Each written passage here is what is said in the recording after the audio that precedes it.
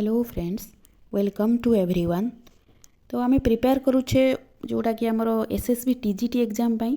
तो एबे आमर चली जो मॉडर्न हिस्ट्री सेक्शनटा आम इम्पोर्टाट क्वेश्चन करुचे जो माने प्रीवियस क्लास देखी ना देखीदेवे। तो जो आम छाड़ी आज पुणी स्टार्ट करवा। चलतु यू ही निहाती भाव में क्वेश्चन आसब modern history. Question number 134 with which of the following moments was Gandhiji not associated? को मोमेंट रे गांधीजी एसोसिएटेड नथिले? खिलाफत ना इंडिविजुअल सत्याग्रह विथ इंडिया स्वदेशी? तो आंसर हम कौन ना स्वदेशी मोमेंट। जो गांधीजी नथिले कोड़ी ना स्वदेशी मोमेंट रे। ऑप्शन डी स्वदेशी मोमेंट केबे होइतिला ना 1905 है 7 अगस्त 1905 मन रखिए। क्वेश्चन आसीपारे जे 7 अगस्त 1905 रे होता स्वदेशी मोमेंट। एगुड़ाक सब खिलाफत मोमेंट केबे होता 1919। यहाँ भी डायरेक्ट क्वेश्चन आसे इम्पोर्टाट। खिलाफत मोमेंट 1919 रे यहाँ भी आसला क्वेश्चन एलटीआर रे। इंडिविजुअल सत्याग्रह मोमेंट यहाँ केबे होता ना 1940 रे। इंडिविजुअल सत्याग्रह मूवमेंट 1940 अक्टोबर 17 रे होता। यहाँ किए तार लीड थिले ना विनोबा भावे। विनोबा भावे जे कि भूदान मूवमेंट करथिले।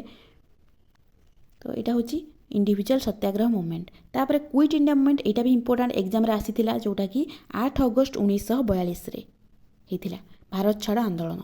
तो आंसर हूँ गांधीजी कौटी नथिले ना स्वदेशी movement. Next question number 135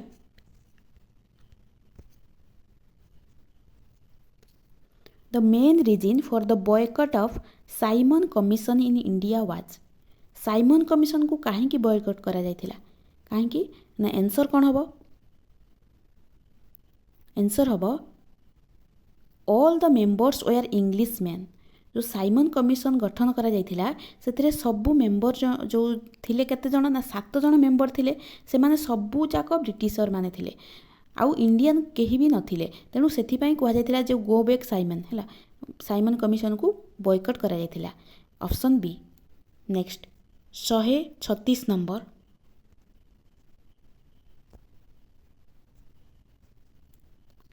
डायटजी was first introduced in India under dash? Dyarchy सिस्टमटा यहाँ भी क्वेश्चन आसे इम्पोर्टाट पूरा आसब।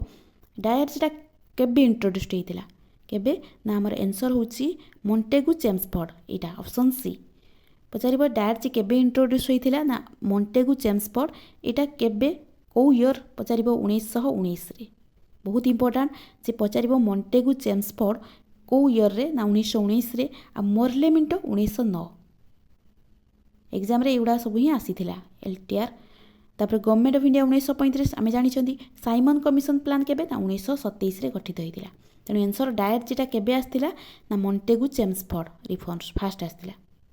नेक्स्ट 137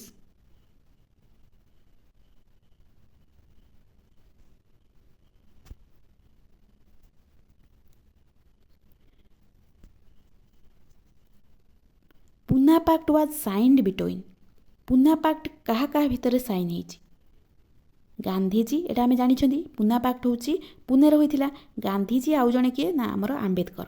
ऑप्शन डी गांधीजी आ आंबेडकर भितर पूना पैक्ट होता। कौन पाई होता ना यहाँ केबे होता? यहाँ क्वेश्चन आसे जे पूना पैक्टा केबे होता ना 1932 पुणे रे जो गांधीजी आउ आंबेडकर भितर जो चुक्ति होता सेटा कह जाए पूना पैक्ट। 1932 24 सेप्टेम्बर डेट भी मन रखिए एग्जाम रे आसीबो। 1932 24 सेप्टेम्बर रे पूना पैक्ट होता गांधीजी आउ आंबेडकर भितर। इंपोर्टाट कौन पाई होता ना जो डिप्रेस्ड क्लास मानक पाई जो दलित जाति थिले तो से आंबेडकर कौन करते लड़ुले। आंबेडकर कहते जे से जो इलेक्टोरेट सिस्टमटा सेपारेट हवा दरकार कि गांधीजी सेटा को विरोध करुले दी जन भितर। तापर लास्ट रे फाइनल है जे पूना पैक्ट है जे 1932 रे से रिजर्वेशन रहिबो डिप्रेस मानक पाई। तेणु ऑप्शन डी हूँ आंसर। तापर 138 तार इयरटा भी पकाए 1932 24 सेप्टेम्बर पूना पैक्ट होता। नेक्स्ट 138 क्रोनोलॉजिकली ऑर्डर रे लेख। से कहूँ सजा क्रोनोलॉजिकली ऑर्डर रे कौन देखिबा?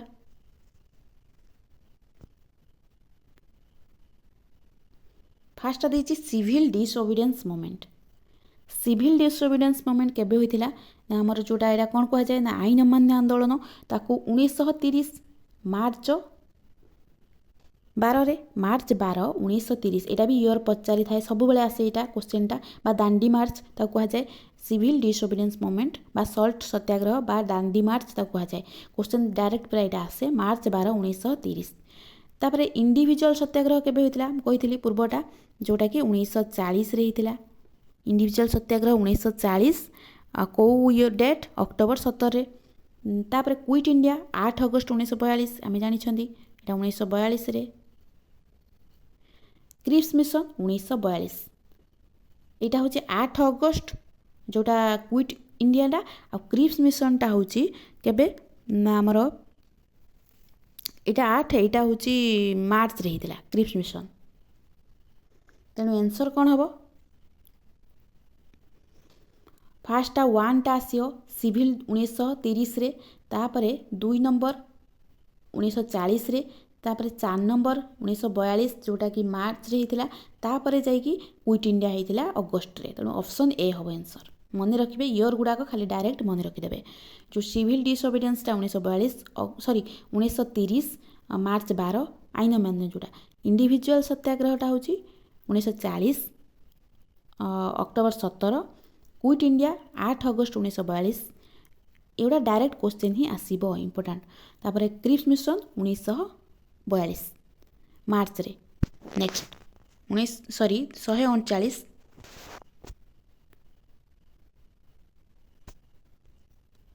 The freedom fighter who died in jail due to hunger strike को फ्रीडम फाइटर जे कि हंगर स्ट्राइक जो जेल ले डायड होते किए ना जतीन दास ऑप्शन सी जतीन दास जे कि 63 दिन हंगर स्ट्राइक रे से तांकर जेल रे मृत्युवरण करथिले सी हबो। Next 140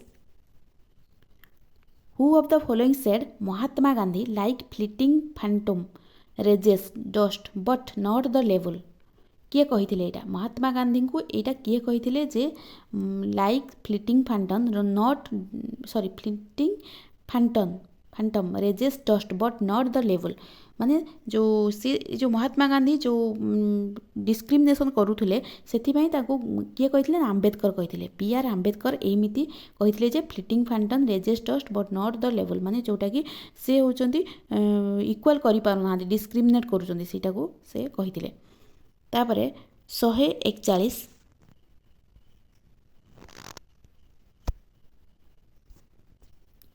the province where the Indian National Congress could not get absolute majority during the general election 1937 से कहूची 1937 जो general election रे कोउटा absolute majority नथिला कोउटा एटा हबो आंसर ऑप्शन बी आसाम हबो। तेनु जनरल इलेक्शन जो 1937 रे से टाइम रे को स्टेटा जो आमर मेजोरिटी नथिला कोटा कहले आसाम।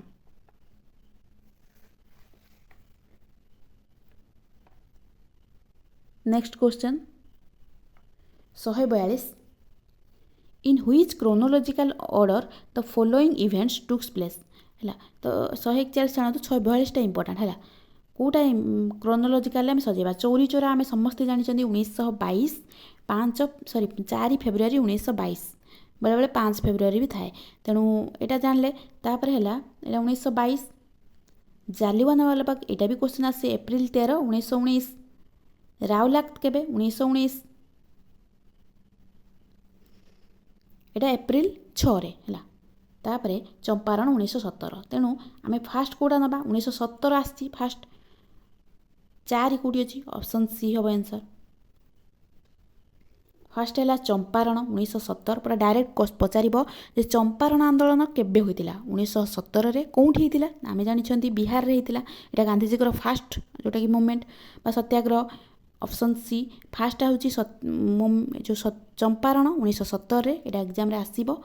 तापरे रावलाट सत्याग्रह रावलाट जोटा 1919 रे होइतिला एप्रिल 6 रे बा राउल आक्ट आउ कौन कहुए ब्लैक आक्ट भी पचारि एथर क्वेश्चन देखिए ब्लैक आक्टर अन्य नाम कौन ना राउल आक्ट तापर जालियानवाला बाग नेक्स्ट आसूँ एप्रिल 13 1919 तापर चौरी चोरा 1922 फेब्रुआरी 4 तो युवा सब इंपोर्टाट तार डेट गुड़ाक इयर गुड़ाक नेक्स्ट 143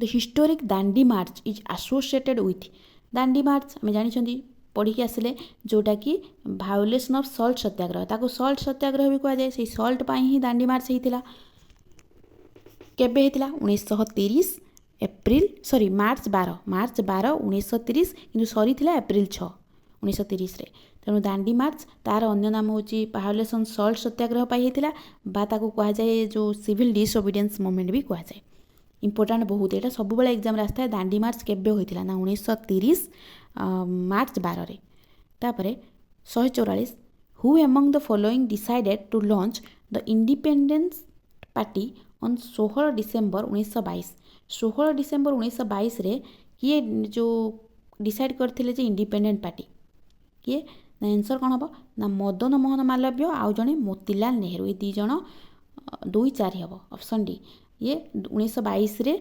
इंडिपेंडेंट पार्टी डिसाइड करथिले तापर 145